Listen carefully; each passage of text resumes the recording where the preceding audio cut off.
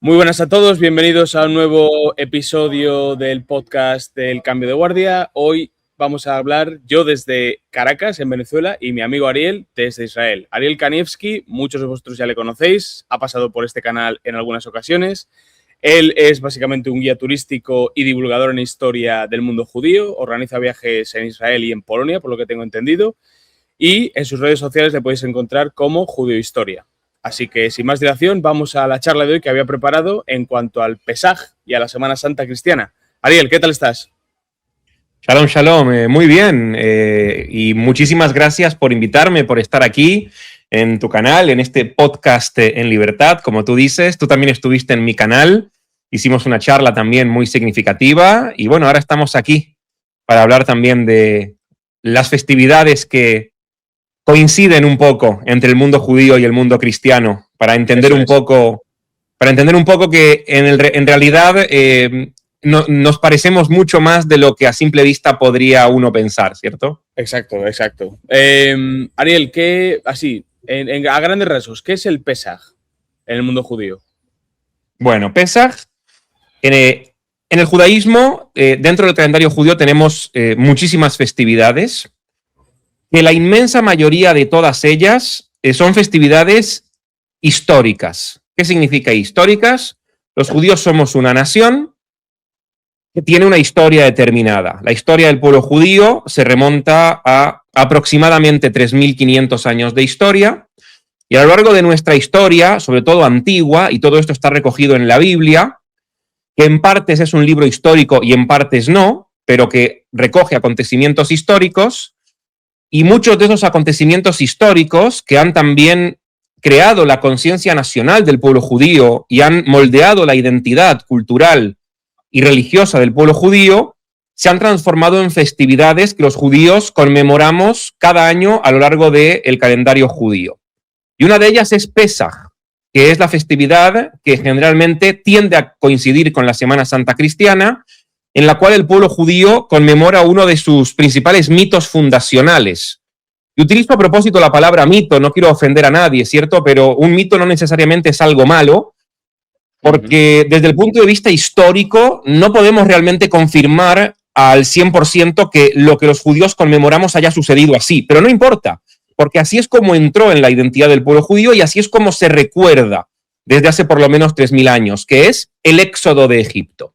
El pueblo judío cada año en Pesaj, en la noche entre el 14 y el 15 de Nisán, que es de hecho hoy, 15 de Nisán, celebra o recuerda o conmemora lo que está narrado en el texto del Éxodo, que es el segundo libro de la Torá, que es el canon bíblico judío, recordando que éramos una nación esclava en Egipto, los egipcios nos maltrataban, nos humillaban, nos esclavizaban, y logramos salir de la esclavitud a la libertad. Y por tanto podríamos decir, ¿no? Aprovechando que estamos en un podcast de libertad, que Pesaj es la fiesta que conmemora la libertad en el pueblo judío. Los judíos tenemos un día en el calendario en el que celebramos la libertad. Y eso es Pesaj. Es la celebración del paso de la esclavitud a la libertad. Y repito, tanto si pasó históricamente como si no pasó o como si pasó, pero quizás de otra manera. No sé si quieres, quizás sí, quizás no, entrar en cuestiones de la historicidad, pero desde el punto de vista del relato, la narración es que éramos una nación de esclavos, que estábamos oprimidos bajo el faraón de Egipto, y salimos de Egipto, fuimos liberados de Egipto, según el relato bíblico, a través del liderazgo de Moisés, dirigido por el Dios de Israel, y después de otros acontecimientos que pasaron, para los cuales también hay otras festividades en el judaísmo, logramos definitivamente entrar a la tierra de Israel y vivir en libertad en nuestra tierra. Es decir, Pesaj es la fiesta de la libertad, en donde dejamos de ser esclavos y pasamos a ser libres. Por eso es tan importante en el calendario judío. Sí. El otro día estaba escuchando a un rabino y hablaba un poco también del tema de la libertad, de lo que significa ya no solamente para el pueblo judío, sino para el cristianismo, el mundo occidental, esta fiesta. Me pareció interesante también lo que contabas antes de que este año sí coincidiese con la Semana Santa cristiana. Sí, y bueno, hay un motivo por el cual coincide con la Semana Santa cristiana. Generalmente coinciden en la misma época del año, es decir, entre finales de marzo y principios de abril, mediados de abril, es cuando tiene lugar Pesaj, porque Pesaj se tiene que celebrar siempre en primavera. De hecho, otro de los nombres, las fiestas en el judaísmo tienen muchos nombres. Entonces, tenemos Pesaj, la fiesta de la libertad, la fiesta de la primavera, también es otro de los nombres, porque también tiene un componente agrícola. Las fiestas en el judaísmo, una vez el pueblo judío entra a la tierra, también empiezan a adquirir un componente agrícola vinculado con la tierra de Israel, además del componente histórico, y luego también tienen un componente religioso, es decir, hay muchas facetas dentro de las festividades judías, y por eso tiene que ser siempre en primavera. Cuando comienza la primavera, es Pesaj. Y el motivo por el cual se celebra por lo general coincidiendo con la Semana Santa cristiana es porque hace 2000 años vivió en la tierra de Israel, en la región de Galilea, un judío muy famoso llamado Rabí Yeshua bar Yosef, conocido generalmente en el mundo occidental por su nombre griego, que es Jesús de Nazaret. Y este rabino tan importante que vivió en la región de Galilea cumplió con toda la Torá.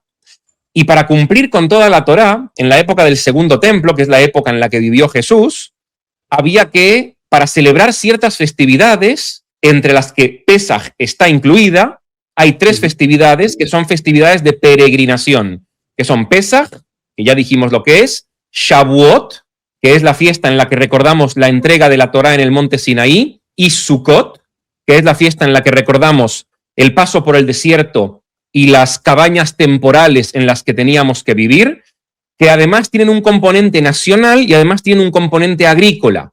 Y es por eso que en la época en la que existía el templo, en la época del Segundo Templo, que es la época de Jesús, para celebrar estas fiestas, y esto está escrito en la Torá incluso, es decir, son fiestas de peregrinación, los judíos que no viven en Jerusalén tienen que ir a Jerusalén y celebrar las fiestas de peregrinación en Jerusalén. Bueno, Jesús lo hace.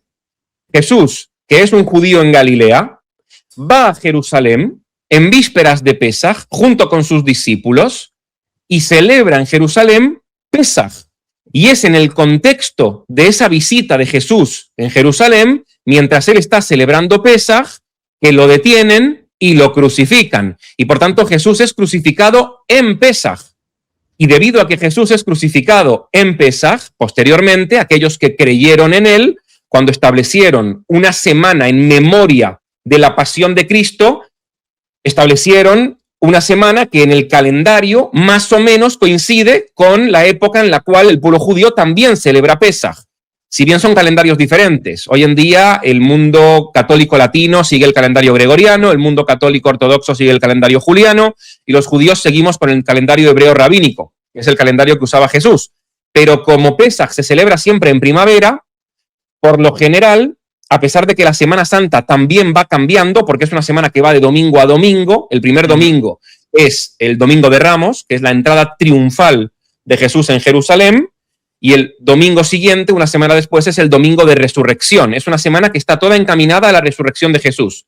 En el medio, él realiza una cena muy importante en Jerusalén, que hoy en día en Jerusalén hay un lugar en donde uno puede ir y visitar, que de hecho conmemora la última cena, es la sala de la última cena, que tú y yo estuvimos juntos en Jerusalén, exacto, en ese lugar, sí, hace tan solo unos meses, y en esa cena él celebra la cena de Pesaj, y al día siguiente lo matan. Entonces, fíjate cómo la Semana Santa cristiana está íntimamente vinculada al Pesaj judío, es decir, no existiría lo que hoy en día en el mundo cristiano se llama Semana Santa sin Pesaj. Porque cuando Jesús va a Jerusalén, yo esto a veces lo pregunto, como tú bien dijiste, yo además de todo lo que hago, soy guía de turismo en Israel y también en Polonia, y yo a veces le pregunto a la gente que viene a pasear conmigo en Jerusalén, le digo, ¿ustedes saben a qué viene Jesús a Jerusalén? Y claro, me responden cosas que son verdad, pero que no son toda la verdad. Me dicen, bueno, a proclamarse Mesías. Ok, ¿a qué más? A morir. Ok, sí, claro, desde el punto de vista teológico viene a ofrecerse en sacrificio porque él es el Cordero de Dios que quita los pecados del mundo. Perfecto, esto es una respuesta teológica. ¿A qué viene? A que el pueblo lo conozca. Genial, perfecto. Pero ¿por qué viene a Jerusalén? ¿Por qué viene a Jerusalén y no se va a otra ciudad? Porque está siguiendo un mandamiento de la Torá que dice que los judíos que no son de Jerusalén, para celebrar Pesaj, tienen que ir a a Jerusalén. La entrada triunfal de Jesús a Jerusalén, el Domingo de Ramos, nunca hubiese existido si Jesús no hubiese vivido en la tierra de Israel y no hubiese sido parte del pueblo de Israel. Él está cumpliendo un mandamiento de la Torá en donde para celebrar Pesaj hay que ir a Jerusalén. Hoy en día este mandamiento ya no tiene vigencia porque no hay templo. Entonces, hay mandamientos que solamente se cumplen si el templo está construido. Si el templo no está construido, no lo puedes cumplir. Los judíos seguimos celebrando Pesaj, pero hay cosas que no se pueden hacer, que en la época de Jesús sí se podían hacer, como la que hace Jesús. Jesús va a Jerusalén a celebrar Pesaj. Ese es el motivo histórico desde el punto de vista de las coordenadas geopolíticas, podríamos decir, culturales de la época, que explican la entrada triunfal de Jesús a Jerusalén y por qué muere en Jerusalén. Está celebrando una festividad judía. Claro, es muy importante lo que mencionas, Ariel, para el mundo cristiano, porque muchas personas tienden a separar al Jesús judío del Jesús cristiano, y para mí es un conglomerado, son las dos identidades juntas en una sola persona, porque hay que recordar que Jesucristo vivió y murió como judío. Entonces, como tú bien dices, estaba siguiendo una peregrinación hacia Jerusalén para seguir con un ritual judío antes de ser ejecutado. Y yo creo que ahí es donde el cristianismo y el judaísmo tienen un puente, ¿no? O un nexo de conexión entre ambas religiones, que es que Jesús fue judío, fue un rabino muy importante, como bien has mencionado. Él sigue todas las tradiciones del judaísmo y en un momento dado pasa a mejor vida y a partir de ahí surge el cristianismo. Pero no podemos olvidarnos que la parte divina, que ahora se celebra en Semana Santa, no existiría sin esa parte judía, al menos en lo físico, ¿no? En lo terrenal, que Jesús de Nazaret vivió. Y eso me parece muy importante recordarlo.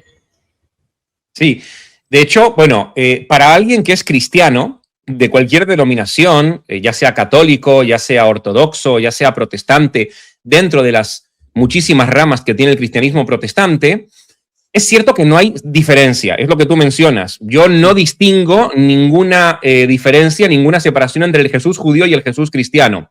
Desde el punto de vista histórico, sí es cierto que podemos hablar de dos Jesuses diferentes. Podemos hablar del Jesús terrenal, es decir, del Jesús histórico, que es el Jesús del cual yo por lo general hablo, yo desde el punto de vista judío y desde el punto de vista de la divulgación de la historia, a mí me gusta hablar de ese Jesús. Y luego está el Jesús teológico, es decir, el Cristo celestial.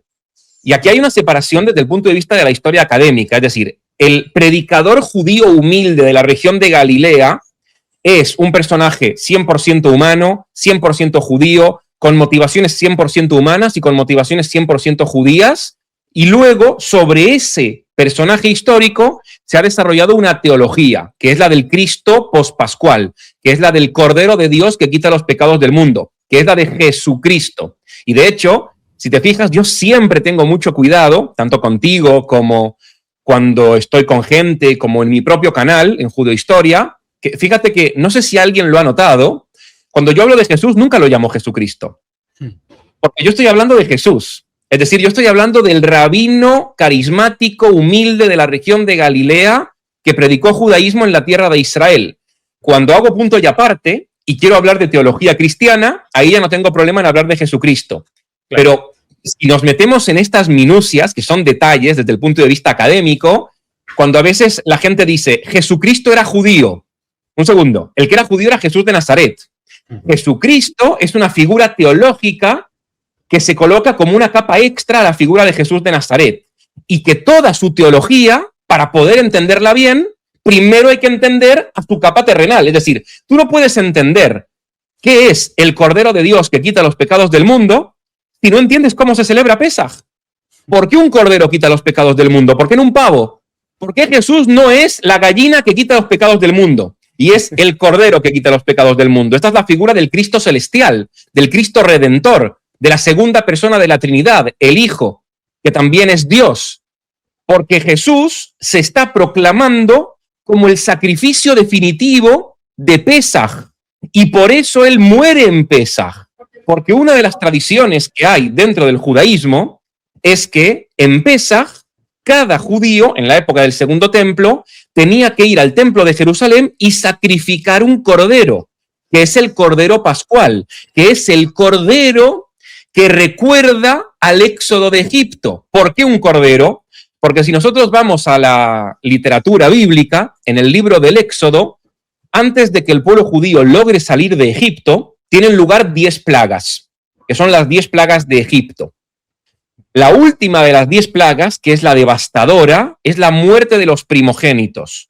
Antes de que venga Dios al país de Egipto y golpee a Egipto con esa terrible plaga, que es la plaga de los primogénitos, Dios le dice a Moisés, dile a cada israelita que agarren un cordero, que sacrifiquen al cordero, que se lo coman en la noche del 14 al 15 de Nisán, es esa noche en la que se come el cordero pascual, que se llama el Pesaj, y con la sangre del cordero, le dice Dios a Moisés, que marquen sus puertas para que cuando yo vaya a Egipto, vea dónde están las puertas marcadas y pase de largo y no golpee a los hijos de Israel. Es decir, es un cordero que trae salvación. ¿Cómo? A través de su sangre. ¿Cómo? A través de su comida.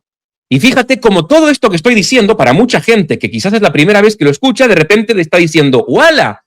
Ahora entiendo muchas cosas. Claro, el cordero de Egipto salvó a los hijos de Israel de la plaga, de la muerte de los primogénitos, y pasaron de ser esclavos, es decir, de estar en la ruina, de estar en la oscuridad, a ser libres, a estar en la luz. Del mismo modo viene Jesús, y él se ofrece como Cordero de Dios, rememorando el episodio del Éxodo de Egipto, porque el episodio del Éxodo de Egipto, desde el punto de vista, y ahora te estoy hablando de teología, es la prefiguración del Cordero de Dios que va a salvar ya no solo al pueblo de Israel, sino a toda la humanidad. Y es por eso que Jesús es un cordero, porque viene a recordar el cordero de Egipto que transformó al pueblo judío de la esclavitud a la libertad. Y por eso la sangre es la que libera, y por eso él se ofrece en sacrificio, y por eso es la sangre la que libera. Ahora podemos entender la institución de la Eucaristía. ¿Qué es esa cosa que hace Jesús tan rara cuando está cenando con sus discípulos en Pesaj, en donde hay copas de vino, en donde hay cordero, en donde hay pan? Luego hablamos del tema del pan. Y Jesús bendice el vino, hace la bendición, que es lo que hacemos los judíos hasta el día de hoy, y dice, bebed y luego haced esto en memoria mía, porque esta es mi sangre que será derramada por el perdón de sus pecados. Claro, quien no entiende cuál es el origen de esto puede pensar, aquí Jesús se volvió loco. ¿Qué es eso de que su sangre es la sangre que va a expiar los pecados? ¿Desde cuándo la sangre expía los pecados de la gente? No, claro que sí, porque si nos remontamos al Éxodo de Egipto, la sangre del cordero fue la que evitó la muerte de los primogénitos israelitas y los transformó en libres. Y ahora es la sangre de Jesús la que va a liberar a toda la humanidad de estar bajo el pecado. Y por tanto, toda la teología cristiana que se desarrolló posteriormente a la muerte de Jesús está íntimamente relacionada al desarrollo histórico y teológico del pueblo judío. No, mira, lo voy a decir así de forma grosera, ¿de acuerdo? Tú no puedes entender nada de lo que postula y predica el cristianismo si no conoces antes el judaísmo. Nada. Tú puedes creer en Jesús, tú puedes sentirte parte del movimiento de seguidores de Jesús. Tú puedes estar convencido de que Jesús vino al mundo para expiarte tus pecados. Puedes tener muchísima fe, pero nunca vas a entender del todo cada detalle de la teología cristiana si antes no entiendes primero el desarrollo histórico y teológico del pueblo de Israel. Exacto. Vaya, buena explicación, Ariel. Me ha encantado. Además, una parte en la Eucaristía que dice sangre de la alianza nueva y eterna que será derramada por vosotros y por todos los hombres para el perdón de los pecados. Sí. O sea, es que está íntimamente relacionado, si te das cuenta.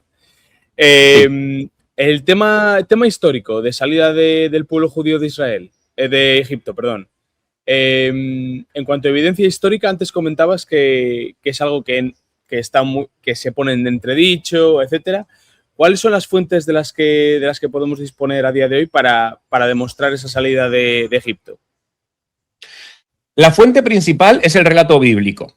El relato bíblico dice en el libro del Éxodo, negro sobre blanco, que el pueblo de Israel descendió a Egipto que en Egipto fue esclavizado y que pasados varios siglos vino un liberador llamado Moisés, que sacó al pueblo de Israel de Egipto, pasando por el Mar Rojo y entrando a la tierra de Israel. Esta es la fuente principal. Es una fuente histórica. Ahora, ¿cuál es el problema?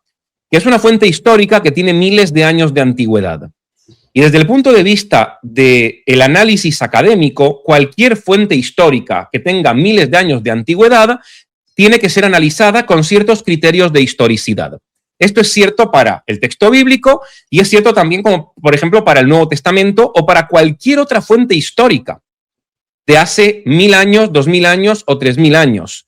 De hecho, incluso en el día de hoy, cuando los historiadores hoy escriben libros, en realidad lo que escriben está influenciado por la ideología personal del historiador. Y por tanto, hay que entender primero cuál era la ideología personal, cuál era la creencia personal, cuál era el mensaje que quiere transmitir cada uno de los historiadores o cada uno de los autores de unas fuentes históricas, sobre todo cuando hablamos de fuentes históricas tan antiguas. Y entonces, dentro de los criterios de historicidad, tenemos que entender que si nos basamos únicamente en la Biblia, probablemente no vamos a tener el panorama completo. Ahora, y aquí quiero hacer una aclaración para no ofender a nadie. Si aquí hay gente que no necesita aplicar criterios de historicidad porque está 100% convencida de que la Biblia es palabra de Dios y por tanto no contiene errores, está perfecto. No hay absolutamente ningún problema. Esa es una postura. Hay una postura que viene y dice, no hay que ir a buscar nada, no hay que ir a explicar nada, no hay que interpretar nada. La Torá es revelación de Dios, Dios es perfecto, la Torá es perfecta y sus relatos son perfectos, no cuestionen. ¿Qué cuestionan? ¿Lo leyeron en la Biblia? Entonces significa que es verdad. Perfecto. Ahora, dicho esto, dentro del mundo académico hoy en día, los historiadores no están para nada de acuerdo con esta afirmación. ¿Por qué? Porque desde el punto de vista arqueológico y desde el punto de vista de las fuentes extrabíblicas, parece que la historia es un poco diferente. No hay, desde el punto de vista científico, ninguna posibilidad a día de hoy, a pesar de que se han hecho muchísimos esfuerzos por justificar científicamente o comprobar científicamente la historia del éxodo de Egipto. Por lo menos no de la manera en cómo está narrada. El hecho de que un pueblo entero haya vivido oprimido en Egipto y haya salido casi escapándose de Egipto, mientras los egipcios querían evitar que se vayan porque los querían seguir esclavizando, y hayan logrado hacerlo, y hayan caminado 40 años por el desierto, y luego hayan además conquistado la tierra de Canaán a través de las armas, esto es algo que no se puede corroborar desde el punto de vista histórico y desde el punto de vista científico, porque no tenemos ni pruebas arqueológicas suficientes, ni pruebas extrabíblicas suficientes. Ojo, que sí, porque hay cosas que sí. Sí podemos, por ejemplo, confirmar la presencia de algunos protoisraelitas en Egipto. ¿Qué son protoisraelitas? Son antiguas poblaciones de semitas o cananeos o asiáticos occidentales que en algún momento determinado del levante mediterráneo, por cuestiones de hambruna principalmente climatológicas, se tuvieron que ir a Egipto porque en Egipto, como tienen el Nilo, no tienen problema de hambruna. Ahí siempre hay comida. Y entonces sí está demostrado científicamente que durante muchísimos periodos de la historia antigua se produjeron oleadas migratorias entre la región de Canaán, que es donde vivían los protoisraelitas, es decir, aquellos grupos humanos de los cuales luego va a salir el actual llamado pueblo de Israel, que descendían a Egipto y que estuvieron establecidos en Egipto. Más que eso, tenemos conocimiento, gracias a la arqueología realizada en Egipto, esto lo sabemos gracias a los egiptólogos, que durante cierto periodo histórico, en Egipto, hubo faraones que eran cananeos, es decir, hebreos, es decir, semitas, y que fueron expulsados en una revolución que hubo. Estos se llamaban los Hicsos. Y la expulsión de los Hicsos hacia la región de Canaán puede ser, desde el punto de vista histórico, que haya creado la base fundamental para que varios siglos después, cuando varios grupos humanos de la región de Canaán se juntan y crean lo que se llama el pueblo de Israel, puede ser que esa expulsión haya quedado en la memoria histórica como el embrión de lo que luego se conoció como el éxodo de Egipto. Es decir, aquellos que postulan esta teoría vienen y dicen, no tenemos que leer la Biblia como un libro histórico al 100%. La Biblia es un libro que tiene una narrativa que lo que hace es guardar ciertos acontecimientos históricos, pero de tal manera que transmitan un mensaje determinado al lector contemporáneo, quiere decir, al lector del periodo en el que se escribe ese texto.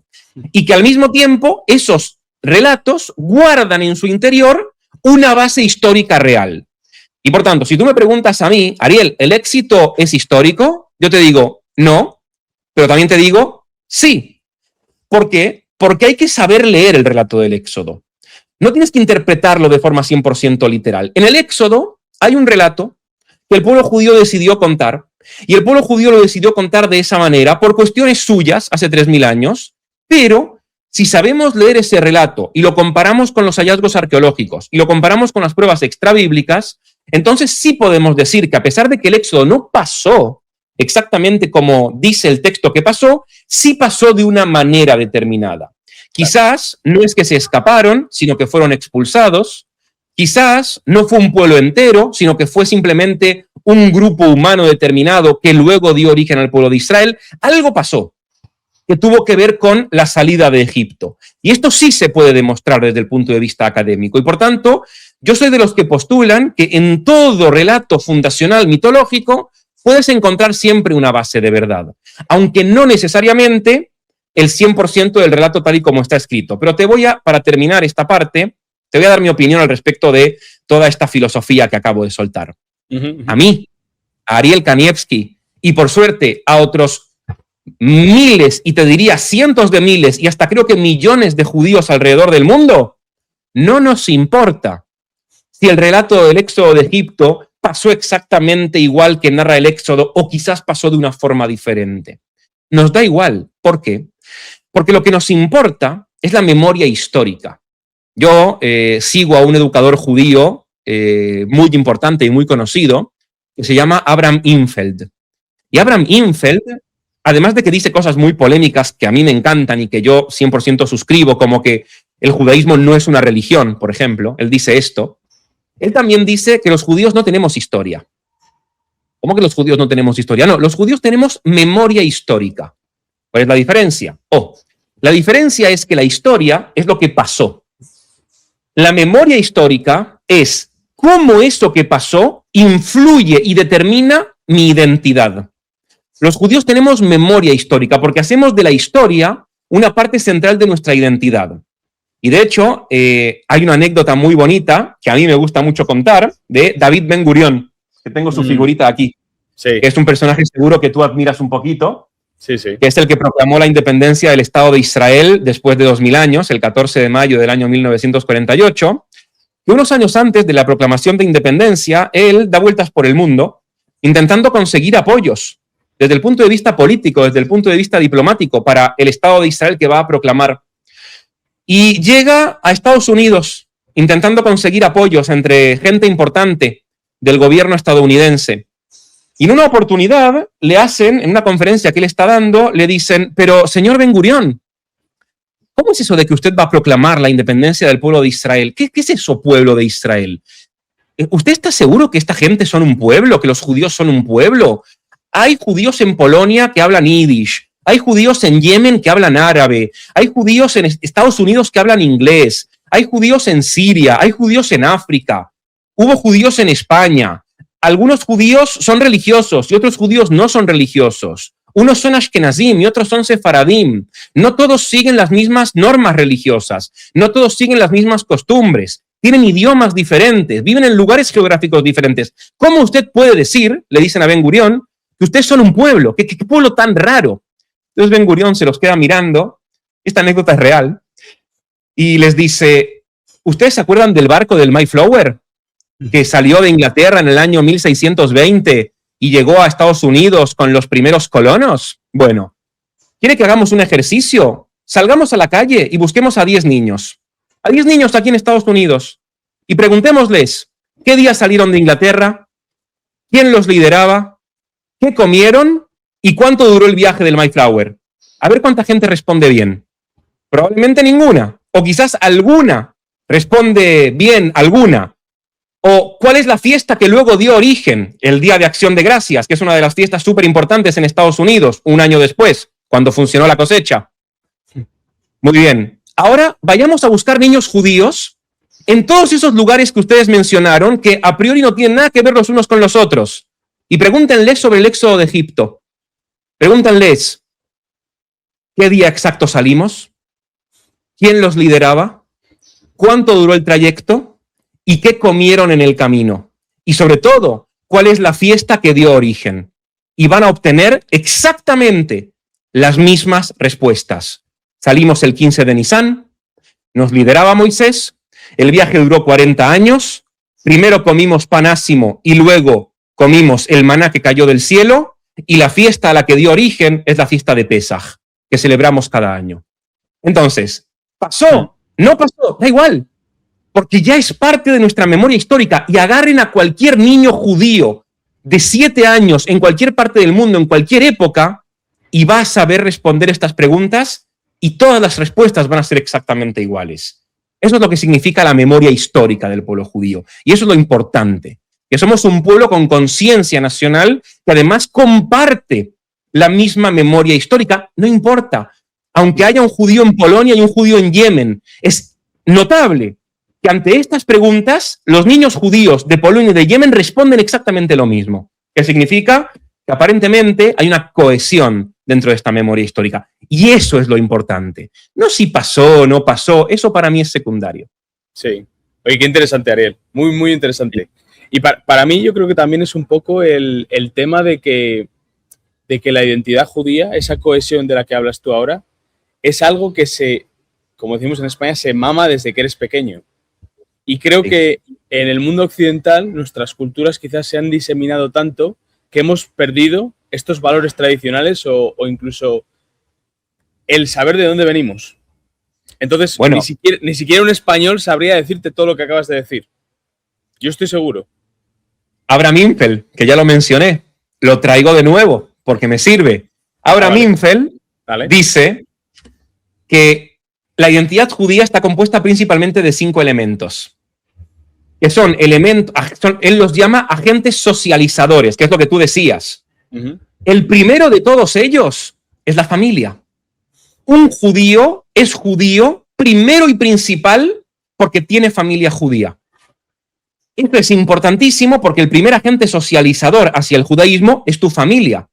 Un bebé nace, lo primero que ve es su familia. Un bebé nace, lo primero que ve son sus papás. Un niño judío nace a los 8 días, circuncisión. Desde el principio se le enseña a leer y a escribir, porque es la educación súper importante en el judaísmo. Y de hecho, durante toda la Edad Media, el pueblo judío era de los pocos pueblos dispersados por Europa que sabían leer y escribir, rodeados de un montón de pueblos que eran mayormente analfabetos. Esto es importantísimo porque el judío tiene que saber leer en hebreo, que es la lengua nacional del pueblo de Israel, porque tiene que saber leer la Torá, porque cuando cumple 13 años celebra su bar mitzvah y tiene que leer la Torá. Entonces, para leer la Torá tiene que saber leer, y por eso lo primero que se le enseña a un niño judío es a leer en hebreo. Luego se lo va educando en las fiestas, en las tradiciones. Un niño judío cada semana ve que en su familia celebran Shabbat, ve que una vez por año celebran Pesaj, ve que celebran Purim, que celebran Shavuot. Es decir, quien primero te conecta con tu identidad judía es tu familia. Es el primer agente socializador, es el primer elemento de identidad que te convierte en judío. Por tanto, el primer requisito para ser judío, según Infeld, hay 5, que luego cada uno se puede desglosar, ¿cierto? Porque hay 1000 elementos de identidad, pero son 5 principalmente. Si me acuerdo de memoria, te los puedo decir y todos. El primero es la familia, comunidad y familia. El segundo es la memoria histórica, que te acabo de mencionar, que es que los judíos no tenemos historia, tenemos memoria histórica. El tercero son las costumbres que surgen de la tradición religiosa. Es decir, mira cómo para Infeld la religión es solo un elemento más dentro de la identidad judía. Por eso él dice el judaísmo no es una religión. El judaísmo tiene religión, pero no es una religión, es mucho más que eso. La tierra de Israel, la conexión con la tierra de Israel, que es un elemento identitario súper fuerte, en donde todos los judíos del mundo se ven a sí mismos conectados de una forma u otra con la tierra de Israel, la mitad de los judíos del mundo porque vivimos en Israel. Entonces, evidentemente, estamos conectados con la tierra. La otra mitad de los judíos del mundo porque entienden que la tierra de Israel es algo que les pertenece y forma parte de su identidad. Por eso siempre decimos que el 95% de los judíos del mundo son sionistas, porque ya sea que viven en Israel como no, apoyan la idea de que el pueblo judío tenga una tierra en la tierra de Israel, y por lo general los judíos del mundo que no viven en Israel, cada vez que pueden, vienen a visitar a sus hermanos en la tierra de Israel. Y el quinto elemento es el idioma y elementos culturales, en este caso el hebreo. Son los 5 elementos de identidad que tiene el pueblo judío según Abraham Infeld. Yo suscribo bastante esta herramienta, este modelo identitario de Abraham Infeld, me gusta mucho. Y por supuesto que cada uno de ellos se puede desglosar, pero 100%. El primero, como tú dices, de todos ellos, y eso es algo que sigue siendo así, no importa si eres judío religioso o no religioso, no importa si eres un judío creyente en Dios o ateo. Ariel, ¿qué estás diciendo? ¿Judío ateo? Claro, porque como acabamos de explicar que el judaísmo no es una religión, sino una identidad nacional, se puede perfectamente ser parte de esta identidad nacional sin creer en Dios. Porque ante todo somos una nación. Los judíos que creen en Dios son un subgrupo dentro de los judíos. Es decir, los judíos religiosos son una subcategoría dentro de la categoría de judíos. Hay judíos y luego hay categorías. Algunos son religiosos y otros no. Y esto creo que es importante aclararlo porque hay mucha confusión en Occidente sobre este tema. No somos una religión.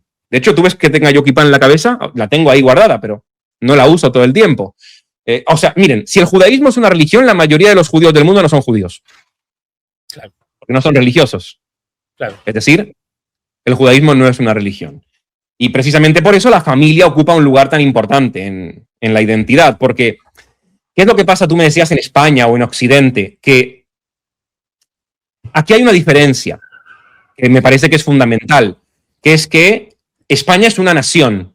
La nación es la española, que tiene un elemento de identidad al cual ha estado vinculado desde hace más de 1000 años, que es el cristianismo. Pero en la identidad española y cristiana, tú puedes separar lo que significa ser español de lo que significa ser cristiano. Porque tienes, por un lado, la identidad nacional, que es yo soy español, y tienes la identidad religiosa, que es yo soy cristiano. Y de hecho, tu identidad española la puedes compartir con un montón de españoles que no son cristianos, y tu identidad cristiana la puedes compartir con un polaco. Es más, la puedes compartir con un sirio de religión cristiana, o hasta con un palestino de Belén, que son cristianos, o de Nazaret. Entonces, ¿qué es lo que ha pasado en Occidente? En Occidente ha pasado que, como causa de la Ilustración y como causa de la modernidad y de un montón de procesos históricos complicados y complejos que están teniendo lugar ahora mismo, han intentado separar o incluso relegar a un puesto minoritario su identidad religiosa. Y cuando tú haces esto, evidentemente pierdes un poco de tus valores. Y esto es lo que está pasando en muchos países de Europa o de Occidente, que es lo que tú decías de España. Hay mucha gente que no sabe de dónde viene, hay mucha gente que no sabe lo que es. Claro, en el pueblo judío, como tú no puedes separar del todo la pertenencia nacional de la pertenencia lingüística, de la pertenencia histórica, de la pertenencia religiosa, si tú, como judío, abandonas un poquito la religión, da igual. Igual sigues teniendo historia judía, igual sigues teniendo idioma judío, igual sigues respetando las costumbres judías desde un punto de vista cultural, igual sigues viviendo en la tierra de Israel. Fíjate un detalle que te voy a dar, que es que yo antes dije que la mayoría de los judíos del mundo no son religiosos. Entonces tú podrías decirme, bueno, entonces una familia judía que no es religiosa, a su hijo, varón, no le hacen la circuncisión, porque la circuncisión es un mandamiento divino. Dios le dijo a Abraham en el libro del Génesis, circuncida a tu hijo, y a partir de ahora, a los 8 días, cada niño judío que nace, se le corta el prepucio. Claro, si tú no crees que Dios le habló a Abraham, ¿por qué le extirparías a tu hijo recién nacido un pedazo de su miembro viril? Bueno, lo hacen igual. ¿Por qué los judíos ateos y por qué los judíos laicos que no creen en Dios siguen circuncidando a sus hijos? ¿Por qué? Porque siguen siendo parte de la nación de Israel y porque tuvieron una educación muy cohesionada dentro de su familia que hace que ellos también quieran transmitir eso a sus futuras generaciones, incluso si no creen en Dios. Y esto es algo que en Occidente o no se entiende o se entiende mal. Y por eso pasa lo que pasa en un montón. Y claro, por eso Europa está patas arriba hoy en día. O sea, Europa ha perdido parte de su identidad principalmente por este punto, yo creo. Yo creo que mencionas identidad y familia y a mí, bueno, esto podría dar lugar a un debate muy interesante porque has mencionado que para una de las primeras condiciones para ser judío es la familia. Claro, esto enlaza muy bien con la tradición judío-cristiana que hemos seguido en Europa durante muchísimos años, que era la familia como agente cohesionador y como agente civilizador y como el primer nexo que tienes con la vida y que reúne unos valores que son muy, muy, muy esenciales y muy, muy específicos del sitio donde te has criado. Claro, si ahora tenemos personas que nos están diciendo que la familia ya no importa, que la familia tradicional no sirve para nada, que ahora hay que tener diferentes familias o relaciones, claro, tú estás destruyendo un poco esa esencia judio-cristiana que nos lleva a cosas como las que estamos viendo hoy en día. Y ojo, yo no quiero decir que la gente tenga que seguir una tradición judio-cristiana o tenga que seguir ciertos valores. No, la gente es libre de elegir lo que quieran. Pero cuando tienes gobiernos y lobbies que te están apoyando con dinero público que pagamos entre todos a través de los impuestos, ahí ya hay un problema. Sí. Entonces es muy, muy, muy interesante lo que dices de la familia como agente cohesionador y agente civilizador. Muy, muy interesante. Yo voy a tirar ahora, o sea, sí, la familia tradicional, la familia clásica, los valores clásicos judeocristianos. Tú sabes que tú has estado en Israel, e Israel es una democracia liberal, como tú bien conoces y como tú bien sabes, y dentro del Estado de Israel hay una colectividad LGBT muy grande.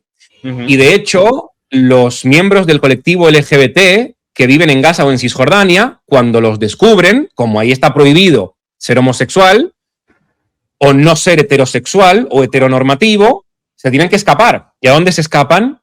Por lo general, entran al Estado de Israel e Israel los acoge. De hecho, el Estado de Israel es el único Estado de Medio Oriente en donde el colectivo LGBT tiene derechos civiles como cualquier hijo de vecino. Aquí no se discrimina a nadie por nada, ni por religión, ni por género, ni por orientación sexual, ni por cómo se autoperciba. Da lo mismo. Ahora, fíjate cómo está asentada esa idea, porque yo voy incluso más allá.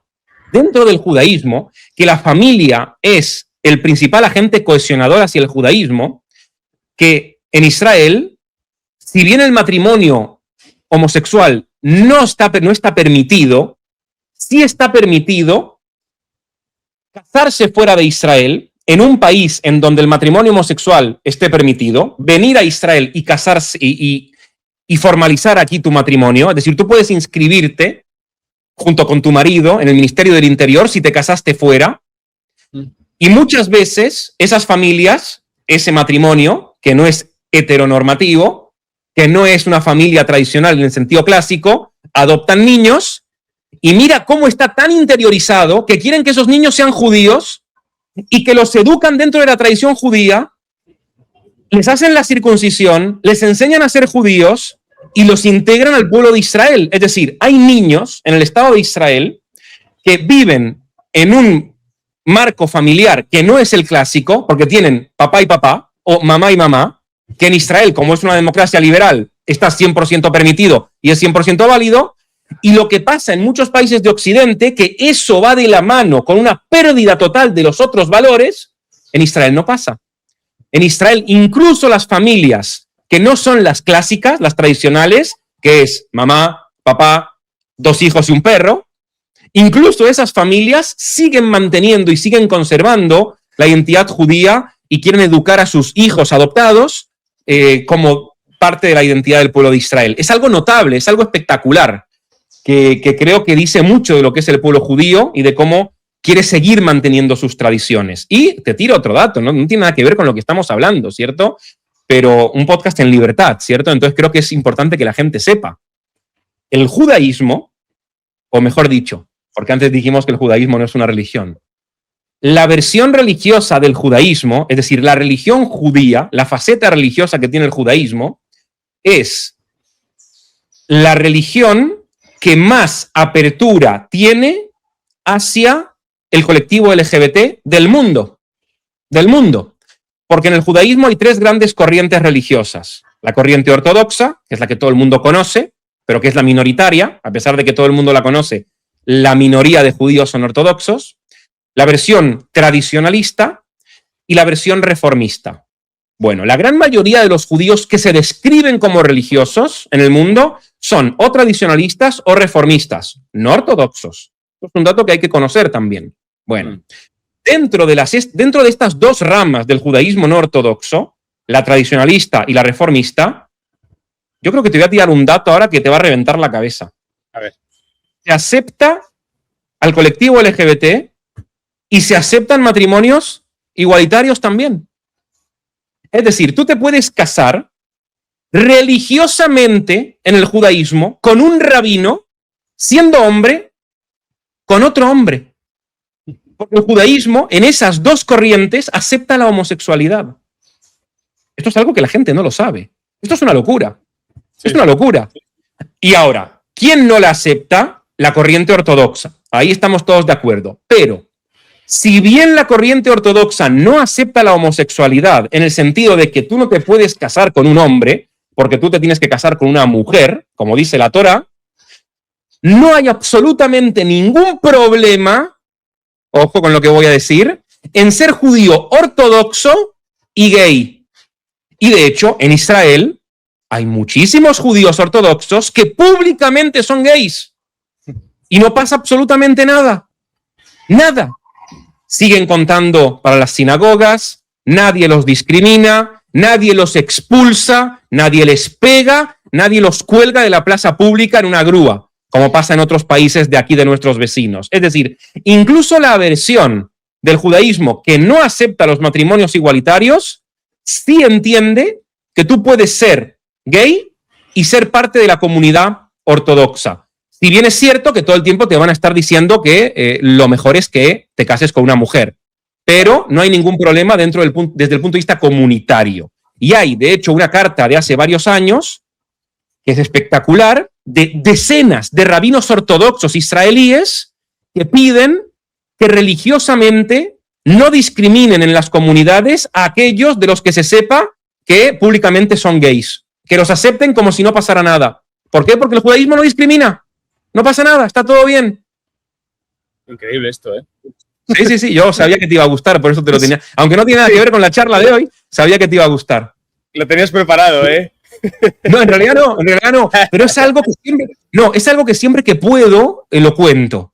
Porque sí es importante que la gente entienda lo que es el judaísmo. Que sí es verdad que desde el punto de vista ortodoxo hay un marco tradicional familiar. Tú eres un hombre, te tienes que casar con una mujer. Tú eres una mujer, te tienes que casar con un hombre, tienes que tener hijos e hijas que se tienen que casar con sus respectivas parejas del sexo opuesto. Esto es así desde el punto de vista del judaísmo ortodoxo, pero al mismo tiempo también somos seres humanos y al mismo tiempo también entendemos, y el judaísmo ortodoxo esto lo entiende también muy bien, que no todo el mundo puede cumplir todo el tiempo. Entonces, para el judaísmo ortodoxo, una persona que es homosexual y una persona que no respeta Shabbat, ambas están cumpliendo un mandamiento. La persona que no respeta Shabbat, si el Shabbat siguiente quiere ir a la sinagoga, no le van a decir, hey, tú la semana pasada no respetaste Shabbat, aquí no puedes entrar, no te vamos a contar como parte de la comunidad. No, le dicen, pasa. La semana pasada no respetaste Shabbat, ven esta semana y respeta, no hay ningún problema. No, a ti te vimos comiendo un bocadillo de jamón y queso. Esto está prohibido, no puedes comer cerdo y mucho menos mezclarlo con lácteos. No, estás expulsado de la comunidad. No, si tú quieres ir, te van a aceptar. Lo mismo pasa con cualquier otro mandamiento. Si tú no eres heterosexual y la gente lo sabe, eso no te invalida para ser parte de todo lo demás dentro del ámbito comunitario. Y esto es importante también. Aquí no hay expulsiones, aquí no hay, ¿cómo es que se llama esto? Que hacen en el mundo cristiano, ¿cómo se llama? Cuando te expulsan, ¿cómo se llama? No me sale ahora la palabra. No me sale la palabra. Sí, no, ya sé lo que dices. Ya sé lo que dices. Te excomulgan. Excomulgan, esa es la palabra. Esto ¿de qué te van a excomulgar si tú no puedes dejar de ser judío? Porque tú no decides si eres judío. ¿Entiendes? O sea, tú naciste en una familia judía, naciste dentro de una nación determinada, y si tú de repente quieres ser parte del colectivo religioso de esa nación, te van a abrir las puertas, siempre, siempre. Aunque sepan que eres homosexual, no hay ningún problema. Claro, luego el rabino se va a acercar a ti y te va a decir, oye, Moishe, quizás no quieres conocer a una mujer, tengo una chica, quizás es buena para ti. O sea, siempre te van a intentar, dentro de sus posibilidades, trasladar a lo que ellos llaman el camino correcto, ¿no? Ortodoxia, el camino recto, que es lo que ellos creen que es lo que se tiene que hacer. Pero me parece que hay que comentar estas cosas, para que la gente conozca el judaísmo. Hay mucho desconocimiento de lo que es el judaísmo. Se piensan que somos una panda de fanáticos que dan vueltas por Jerusalén. Totalmente, totalmente. No, muy acertada lo que comentabas y sobre todo acercar a la gente al judaísmo. Me parece esencial a día de hoy. Antes has mencionado también, y no quiero dejar esta charla sin hablar de la comida, porque has hablado del pan ácimo, ¿vale? ¿Qué se come durante esta festividad del Pesaj? Se come, precisamente, el principal elemento es pan ácimo. Mira, tengo aquí un pedazo, Sami, estoy aquí con mis hijos. Dame un pedazo de matzá. Sí. Tengo aquí, quiero mostrar la matzá. Dame una matzá entera. Sí. Que me han dicho que son circulares, las originales son circulares. Sí, yo tengo de las menos originales. Ah, vale. Yo tengo de las cuadradas. Sí. ¿Ok? Ahora, esto que sí, es cierto, son circulares, pero porque son hechas a mano. Estas son industriales, ¿de acuerdo? Exacto. Entonces, las originales, las que están hechas a mano, son circulares. Y esto es pan, esto que parece una galleta, una galleta cracker de esas, una galleta de agua. Esto es pan, pero sin levadura. ¿Por qué? Es un pan que no leudó, que no fermentó. ¿Por qué? Este es el principal alimento de Pesaj. ¿Por qué? Porque cuando salió el pueblo judío de Egipto, salieron tan rápido que prepararon comida antes de salir, pero no tuvieron tiempo de preparar pan fermentado, leudado, porque se tenían que ir muy rápido, porque se estaban escapando. Y por tanto se llevaron pan sin levadura y comieron pan sin levadura. Y representa, además, la humildad, representa la pobreza, para recordarnos todo el tiempo cuál es nuestro origen. De hecho, decimos, cuando en la cena de Pesaj mostramos la matzá, que es el pan sin levadura, decimos a lachma ania di ajalú abataná beará de Mitzrayim. Esto es en arameo, ojo, no es hebreo, es arameo. Vale. Sí, porque parte de la Agadá, parte del relato de Pesaj está escrito en arameo. De hecho, tengo aquí una Agadá. Esta es la Agadá de Pesaj, que lo puedes ver, vamos, que no se vea el aro de luz. Ahí. Agadá de Pesaj para la familia, que está en español. ¿Por qué? Porque la ley judía te dice que la Agadá, el relato de Pesaj, este es el relato. Leemos en la noche de Pesaj el relato con toda la familia y lo tiene que entender todo el mundo. Entonces, como mi idioma materno es el español, porque mis papás son argentinos y yo a mis hijos les hablo en español y el español es el idioma que hablamos en casa, cuando leemos la Agadá leemos en español. Y luego las canciones las cantamos en hebreo. Pero esta frase que dije es, este es el pan de pobreza o este es el pan de aflicción que comieron nuestros antepasados en la tierra de Egipto. Simboliza la pobreza, simboliza la humildad, simboliza la esclavitud y además simboliza la emergencia de tener que irte de forma apresurada y, por tanto, como consecuencia de ello, recuerdas el éxodo de Egipto y la esclavitud comiendo durante una semana el pan de la aflicción, el pan de la pobreza, que es la matzá. Y, de hecho, en tu casa no puede haber pan leudado durante toda esa semana. Si tú vas en Israel a un supermercado durante esta semana, vas a ver que no hay pan, no hay pita, no hay lafa, no hay pan, hay matzá, porque no se puede. A ver, si tú vas a un supermercado que no es kasher, te van a vender pan, porque como dijimos, Israel es una democracia liberal, no es una teocracia. Si alguien no quiere cumplir el mandamiento y quiere clavarse 2 pitas cada día, no hay ningún problema, puede ir y comprárselas, ¿de acuerdo? Está todo abierto y hay lugares que te las venden, esto que quede claro también. Y de hecho en Shabbat hay lugares abiertos y en Pesaj hay lugares abiertos, ¿de acuerdo? Es una democracia liberal, pero sigue siendo un Estado judío que respeta algunas cosas. Ahora, claro, ¿esto con qué tiene que ver? Esto tiene que ver con la misa del catolicismo. ¿Por qué? ¿Tú has ido a misa alguna vez? Sí, alguna que otra vez sí que he ido, sí. Alguna, ¿verdad? Alguna. Y en la misa, cuando tú vas a misa los domingos, hay un momento dado, te acuerdas seguramente, en el que la gente hace fila y van hacia donde está el cura, porque el cura les reparte algo que se llama la hostia. Y la gente abre la boca. Yo lo he visto de dos maneras. Sí. Para que la gente, para los que se están sorprendiendo, Ariel, ¿tú cómo sabes eso? Yo he ido a muchas misas en mi vida. Acuérdense de que yo soy guía de turismo en Israel. Es decir, he recibido un montón de grupos de peregrinos católicos. Sé perfectamente cómo es una misa, ¿de acuerdo? Y lo he visto de dos maneras. Una, en la que la gente abre la boca y el cura le pone la hostia en la boca, y otra en la que la gente pone la mano así y el cura, no sé cuál es la diferencia, y el cura le pone la hostia en la mano y les dice, mientras les está dando la hostia, les dice el cuerpo de Cristo, el cuerpo de Cristo, el cuerpo de Cristo, y la gente se va en silencio y se tragan el cuerpo de Cristo. En relación a la institución de la Eucaristía, de la última cena, en donde Jesús, además de decir lo que dice del vino, dice, cuando está partiendo el pan, ahora hagan esto en memoria mía, porque este es mi cuerpo que será entregado por vosotros. Ahora, cuando Jesús hace eso e instituye la Eucaristía, está reunido con sus discípulos en Jerusalén, está cenando el Cordero Pascual, el Pesaj, está bendiciendo el vino y está partiendo el pan, que es lo mismo que hice yo ayer con mi familia. Hicimos la bendición del vino, igual que hizo Jesús. La diferencia es que yo no instituí la Eucaristía. Claro, yo no soy el Mesías, él sí.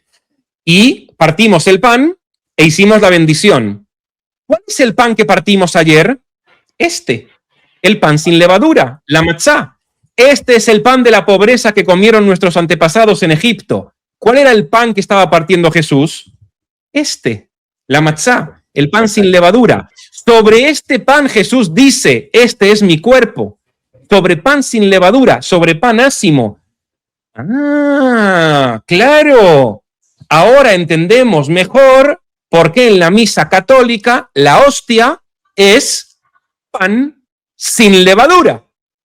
Porque la hostia recuerda el pan sobre el cual Jesús instituye la Eucaristía en la noche de la cena de Pesaj. Y ahora, de nuevo, terminamos como empezamos. No podemos entender nada si no entendemos primero el origen. Jesús no está celebrando misa en la última cena. Jesús está instituyendo la misa. Él lo que está haciendo está sirviendo una copa de vino, está partiendo el pan, porque Jesús está celebrando con sus discípulos que Dios los sacó a él y a sus discípulos, junto con todo el pueblo de Israel, de Egipto, con mano fuerte y brazo extendido. Así está escrito. Y sobre esa tradición, Jesús lo que hace es agrega una nueva tradición, que es la de la Eucaristía. Como él ahora representa el Cordero de Dios, y de hecho él dice, cuando está comiendo con sus discípulos, les dice, en verdad os digo que ya no comeré más de este Pesaj hasta que coma con ustedes en el reino de los cielos. Porque él sabe que esa es la última vez. ¿Por qué esa es la última? Y ahora te estoy hablando desde la escatología pospascual. Ahora de nuevo te estoy hablando de Jesucristo. ¿De acuerdo? Quiero hacer la aclaración. Esta es la teología del Cordero de Dios que se desarrolló después. Él lo que está haciendo está cenando por última vez en la tierra con sus discípulos, porque a partir de ese momento, Él es el Cordero de Dios.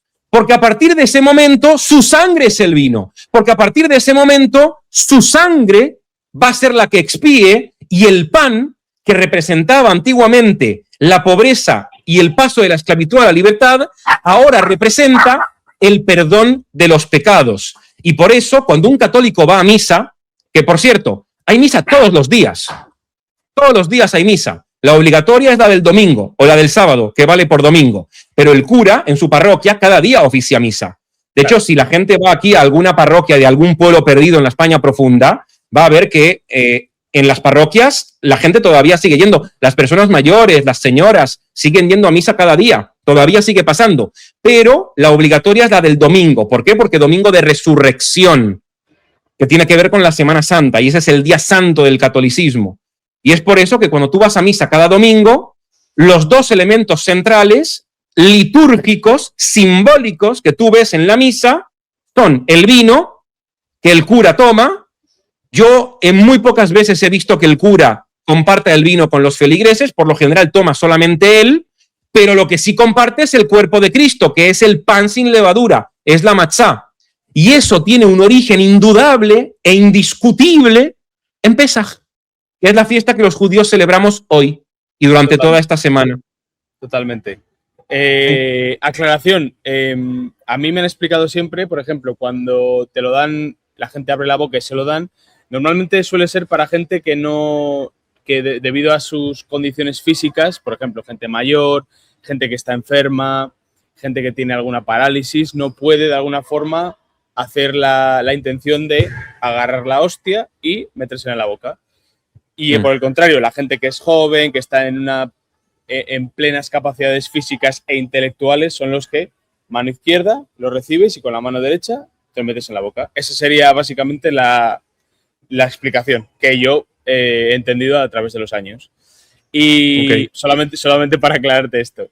Claro, Pesaj una semana, Semana Santa una semana, más o menos, ¿no? También. Sí. O sea, es que es muy significativo. Sí, aunque es cierto que la Semana Santa es una semana y el Pesaj es también una semana, la relación ahí es muy, muy circunstancial. A ver, Jesús entra a Jerusalén un domingo, que es el domingo de Ramos, es el día de la entrada triunfal de Jesús. Domingo, lunes, martes y miércoles todavía no es Pesaj. ¿Qué es lo que hace Jesús los 3 primeros días? El domingo, el lunes y el martes va a discutir al templo. El templo estaba en pie. Él va a predicar en el templo y discute principalmente con los sacerdotes saduceos del templo de Jerusalén. Y se enemista con los sacerdotes del templo de Jerusalén.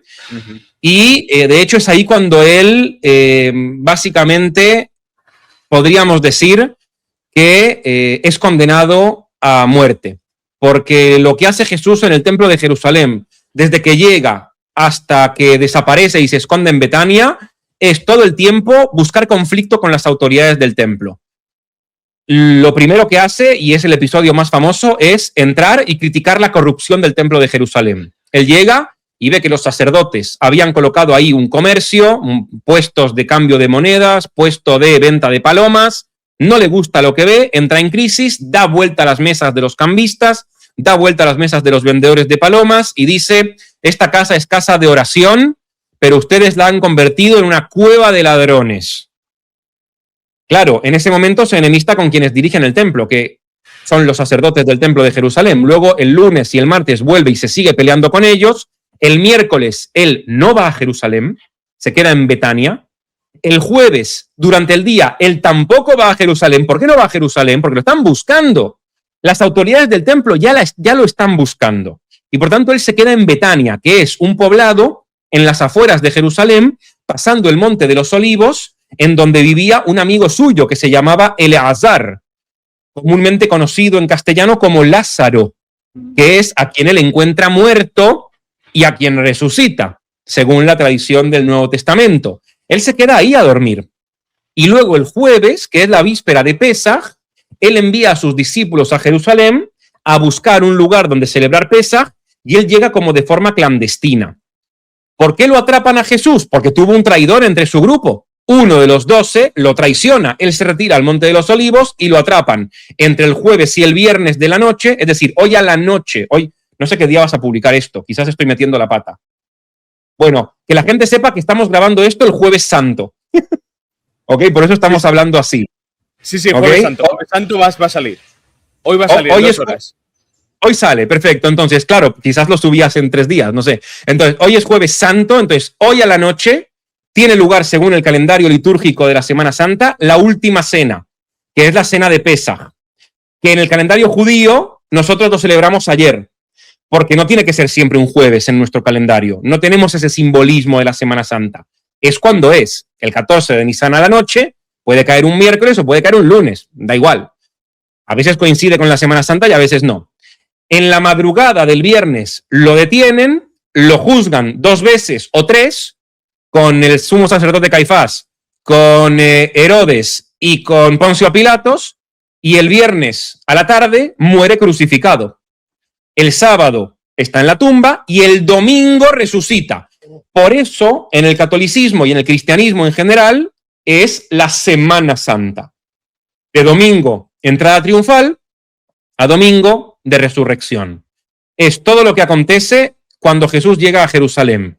Claro, coincide con que en el judaísmo Pesaj también es una semana, que comienza el 14 de Nisan a la noche y 7 días después va a volver a ser un día festivo. Durante toda esta semana no se puede comer Pesaj. Los días intermedios, que son 5 días, son días semifestivos en donde se puede trabajar, pero hay una atmósfera de festividad porque es Pesaj y aparte ya está haciendo un poquito de calor y es primavera y eso la gente lo asocia siempre con fiesta o con vacaciones. Y luego 7 días después, cuando se cumple una semana desde la noche de Pesaj, vuelve a ser fiesta porque se celebra que los israelitas cruzaron por el Mar Rojo, la famosa escena en la que el Mar Rojo se abre en dos y pasa el pueblo de Israel. Bueno, hay una correlación entre la Semana Santa cristiana y la Semana de Pesaj. Por supuesto que se puede establecer sin absolutamente ninguna dificultad y sin mucho esfuerzo una relación con el hecho de que, bueno, el pueblo judío se salva cuando entra Jesús a Jerusalén es cuando comienza la redención, porque está Jesús en Jerusalén, la redención es inminente. Claro, ese primer día de la semana puede coincidir con el primer día de la semana del Pesaj judío, que es que estamos saliendo de Egipto, comienza la redención. Luego en la semana pasan cosas, se complica un poco el asunto. Esta redención que se veía muy clara el primer día, cuando la gente sale a recibir a Jesús y lo reciben como el hijo de David que va a salvar al pueblo, de repente como que da un vuelco atrás porque detienen a Jesús, condenan a Jesús, lo matan a Jesús, muere Jesús. No, ¿qué está pasando? Bueno, lo mismo pasa en la semana de Pesaj. Salimos de Egipto, pero el faraón nos persigue y llegamos al Mar Rojo y de repente, ¿qué hacemos? Estamos a punto de morir. Jesús está en el sepulcro. Quizás no era el Mesías. El pueblo judío está frente al Mar Rojo. Quizás nos va a matar el faraón. Y de repente, justo una semana después, se abren las aguas y el pueblo se salva definitivamente. Domingo de resurrección, ok, está bien, se abrieron las aguas, Jesús resucitó. Es decir, por supuesto que sí. Y los primeros cristianos no eran tontos, sabían perfectamente lo que estaban haciendo y estaban basándose en sus fuentes judías. Y por tanto, si bien hay una relación que se puede establecer, por lo menos desde el punto de vista literario, ya no tanto desde el punto de vista histórico, como si hemos hecho, por ejemplo, con el vino, o con la última cena, o con la matzá, pero sí es cierto que hay una relación, por supuesto que sí. Claro que sí. Y claro, conceptualmente, si te fijas, el primer día, el último día, lo que pasa en el medio, es decir, desde el punto de vista literario, es semejante. Sí, sí, 100%. Por eso o sea, por eso quería comentarte lo de la semana, que coincidiese. Claro, es que hay tantas coincidencias que es bestial, sí. Es bestial. Bueno, por eso hay mucha gente, por eso hay muchos cristianos hoy que ya se han quitado de todos sus prejuicios antisemitas, por suerte, y que hoy en día yo he visto que tanto evangélicos como católicos dicen, yo soy judío-cristiano. Ellos, cuando se definen a sí mismos, dicen, yo soy judío-cristiano. Yo soy parte de una tradición judío-cristiana. Porque incluyen el judío ahí, porque saben cuál es su base, saben cuál es su origen. Yo me incluyo, yo no soy judío-cristiano, pero yo me incluyo dentro de aquellos que protegen la tradición judío-cristiana, como tú ya sabes. Bueno, pero tú eres, sí lo eres, culturalmente lo eres. 100%, culturalmente claro. 100%. Sí. A ver, ahora mismo en un proceso de... Bueno, ya hablaremos de esto. Oye, Ariel, esto ahora no toca. Soy consciente de que nos hemos pasado la hora, así que nada, si quieres lo dejamos ya aquí. Te agradezco un montonazo que hayas estado en esta entrevista improvisada para celebrar primero el Pesaj y luego también la Semana Santa cristiana. Y nada, a los suscriptores que están escuchando esta entrevista, que se suscriban al canal de este hombre, Judío Historia. También en Instagram, que está como Ariel Kanievski, ¿vale? También lo voy a poner en la descripción del podcast para que la gente pueda encontrarte y saber más de ti, que haces un trabajo fantástico y además está cubriendo todo lo que está relacionado con la actual guerra con Irán. También lo está cubriendo en su canal y es súper, súper interesante todo lo que desarrolla en el canal, su pensamiento crítico y todas las noticias de actualidad que podéis seguir en sus redes sociales. Así que os encomiendo a que sigáis a Ariel Kanievski. Ariel, amigo, hasta aquí la entrevista de hoy. Bueno, muchísimas gracias. Ha sido un placer, ¿eh?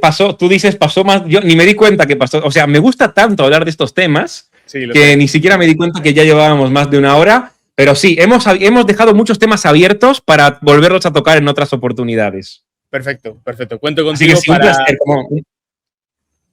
Dale. Sí, no, como siempre, cada vez que comparto algo contigo, en este canal, en mi canal, en Jerusalén, un placer como siempre. Así que de verdad, muchísimas gracias. Y me encanta todo lo que haces, ¿eh? Me encanta cómo te mueves, me encantan los lugares que visitas, me gusta mucho. Muy profesional todo y muy estético también, que a mí también me gusta mucho ocuparme de los detalles pequeños de las cosas. Y me doy cuenta que tú eres igual en ese aspecto. Así que muchas gracias por tu invitación. Soy un maniático, no lo puedo evitar. Igual que yo. Sí, horrible. Nada, un placer, Ariel. Te tomo la palabra, ¿vale? Para que hagamos alguna otra conexión de este estilo y a ver si algún día nos podemos ver en persona y hacer otro podcast en cara a cara, ¿vale? Amén. Que vaya todo bien. Feliz Pesaj. Igualmente. Hasta luego. Si te ha gustado la entrevista, dale a like y suscríbete para más contenido. No olvides dejar un comentario con tus propuestas para futuras entrevistas.